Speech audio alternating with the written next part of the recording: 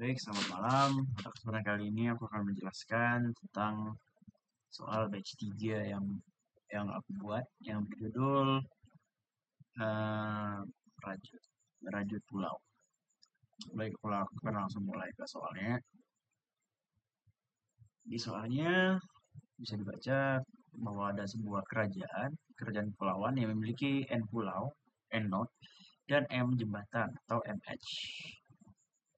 Nah, setiap jembatan memiliki biaya. Ini bentukannya soal soal Indo spending tree banget. Terus semua semua jembatan ini bisa aktif, bisa nggak aktif. Cuman ntar di bawah jelasin. Raja PC menugaskan Anda sebagai bla bla bla. Tujuannya adalah pilih jembatan mana saja yang akan tetap diaktifkan sehingga semua pulau tetap terhubung dan harusnya ini dan dengan total biaya perawatan tahunan seminimal G. Jembatan yang tidak terpilih akan dialihkan ke mode siaga atau nonaktif.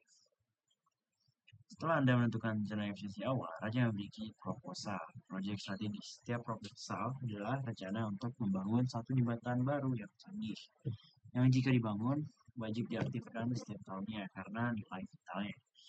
Untuk setiap dari key proposal tersebut, Anda harus menjawab pertanyaan krusial.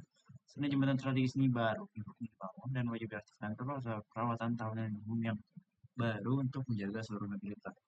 Intinya di soal ini kita diberikan graf, diberikan edge awal, kita diberikan suatu andai-andai. Seandainya kita menambahkan, bukan menambahkan, kita memaksakan lebih tepatnya, memaksakan suatu edge baru di suatu graf tersebut. Kira-kira minimum spending tree-nya bakal berapa sih? Nah, ini ada test case-nya, ini constraint, ini test case, ini NM normal, ini Q, ini queries. Ini grafnya aku langsung bentuk ke bentuk ini, graf editor. Oke, ini bentuk grafnya, ini lebih enak dilihat. Nah, ini kan jika dibangun awal, kita semua udah tahu ya algoritma Kruskal atau Prim's jenisnya. Ya, dia bakal milih yang dikit-dikit aja kan, not dengan yang ringan-ringan aja, dengan prinsip greedy. Makanya yang terpilih not ini, dan ini. Nah, dimana total biayanya itu 8. Nah, mungkin aku pindah ke ini coret-coretan. Bakal gambar ulang mapnya.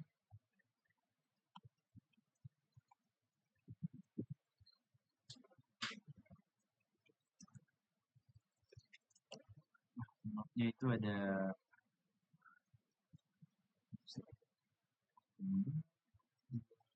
3, 1, 4.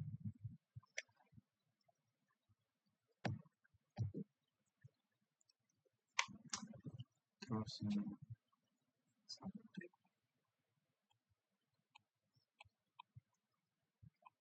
Udah selesai. belum. Santai-santai aja, Cok.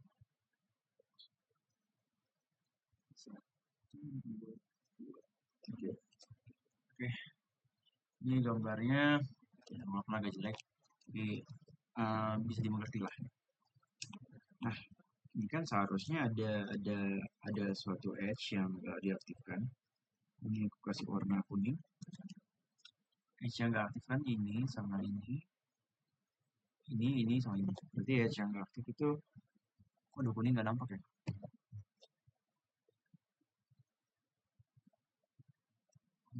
Coba aja deh. Berarti edge yang nggak aktif itu ada 3. Nah, seandainya kita memaksakan suatu edge ke dalam suatu spanning tree, edge baru dengan UVW sendiri, kita paksa ini, sebenarnya 5 ke 1. Otomatis struktur spanning tree-nya berubah. Kenapa? Contohnya seperti ini. seperti ini kan, kalau kita paksain terus kita tetap teguh kepada spanning tree awal, dia kan bakal terbentuk cycle. Dia bakal terbentuk cycle yang dimana itu nggak boleh di spanning tree. Nah, naive algoritmnya kita bisa menggunakan Kruskal, menggunakan algoritma minimum spanning tree di setiap kali queries. Ini dimana kita menambahkan edge wajib, terus menyambung-nyambungkannya dengan edge yang opsional atau edge awalan, kan edge paksaan deh, intinya gitu. Nah, namun karena Kruskal sendiri itu lumayan boros, mungkin linear deh ya. Kruskal karena edge-nya bisa di-sort di awal, berarti dia bakal linear dong. Nah, ketika linear dikalikan Q-nya juga linear, maka total kompleksitasnya ON nya kira-kira mendekati ini. Soalnya minimum spanning tree kan harusnya M-nya N1 ya, tapi kita anggap aja seperti ini. N kuadrat. Nah, seperti yang kita ketahui di soal itu batasannya kecil, 1,6, dia bakal kena time limit ketika dia menyentuh 10 pangkat 10. Itu kita perlu pendekatan lain yang lebih efisien. Nah, pendekatannya itu menggunakan O n log n. Ini harusnya aku pakai kalkulator kemarin hitungnya lolos tes ke sini. Nah, strateginya gini, minimum spanning tree ya, kalau tree ya pasti tree kan. Nah, kita bayangkan bahwa itu bentuk tree dengan tree yang memiliki root.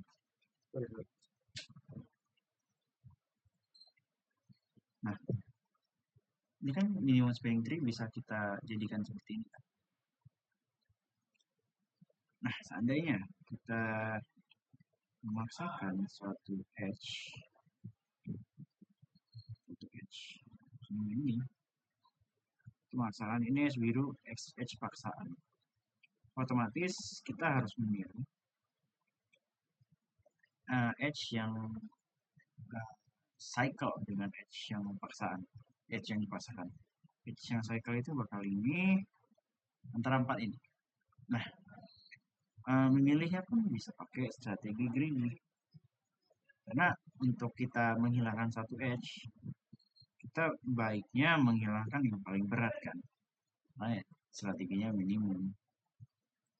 Nah, di sini udah jelas bahwa kita mencari nilai minimum di antara jalur kedua node. Nah, kita bisa menggunakan algoritma binary lifting. Tapi dengan sedikit modifikasi. Nah, binary lifting itu kan pada dasarnya dia hanya menentukan least common ancestor, atau pada keturunan berapa dia sama. Nah, ini kan yang jelas ini ketemunya di sini. Nah, seandainya kalau ketemu di sini, misalnya ini paksaannya kita ke sini kan, maka list common ancestornya ya salah satu node tujuannya itu sendiri. Nah, untuk itu kita perlu modifikasi binary lifting. Ya, walaupun prinsipnya sama, itu untuk mencari bobot bobot dari setiap ini, bobot minimum. Nah, mencari bobot minimum kan kalau secara naif ya BFS, tapi bakal N. Yang dimana itu nggak sesuai sama tujuan kita. Itu log. Oke. Nah, mungkin aku nggak bakal jelasin apa itu binary lifting karena bakal makan waktu banget. Aku bakal langsung ke soalnya, ke solusi. Ya intinya gini, eh, kita kita cari node di antara list common ancestor ini yang paling berat atau yang paling mahal ini. Udah, itu aja sebenarnya solusinya. Tapi ketika ketika ketika node itu merupakan bagian dari MST, contohnya seperti ini. Aku kasih contoh. Ini kan otomatis nggak terlalu berubah banyak. Ini nggak perlu solusi log n sebenarnya. Dia bisa log bisa satu. Tapi ya kasus susahnya ya ini. Ketika kondisi seperti ini. Oke, langsung ke codingnya. Di sini aku menyiapkan beberapa oke, ini pertama header, terus usingnya basi lah, terus struct edge. Ini untuk DSU, ini optimasi, ini sebenarnya opsional, kita pakai pairan supaya dia kompleksitasnya Ackermann N. Lupa penulisannya gimana. Terus size-nya juga opsional, nggak harus, tapi ini optimasi aja. Maupun dengan mengorbankan sedikit memori. Hujan ya?